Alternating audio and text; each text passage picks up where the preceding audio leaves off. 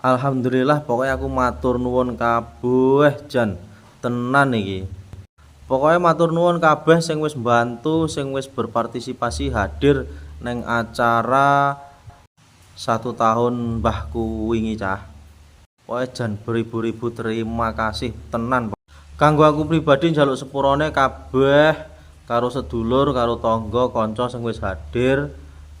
Soalnya aku dhewe ora iso menghadiri sampai selesai acara kayak wingi. Bahkan malam tahlilane aku yo nggak iso melok tahlilan. Lah piye meneh ning omah yo enek acara ndelalah pas bareng karo wong ngebor sumur kayak wingi. Dadi aku yo ning omah nunggoni wong ngebor sumur kuwi ngancani. Soalnya ning omah yo ora enek wong belas, dadi wis kepiye meneh. Ndelalah kok yo bareng-bareng acarane. Kanggo aku pribadi wis ndelalah terwakilkan karo anak lanang ki peh anak lanangku sing mbarep melok semakan Quran jan adem rasane ndelokne anak lanang iso ngaji ngene iki.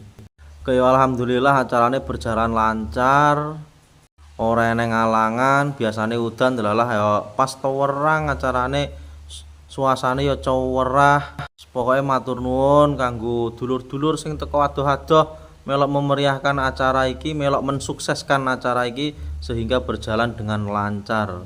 Sekali lagi tak ucapkan terima kasih kabeh pokoknya sak pol-pole.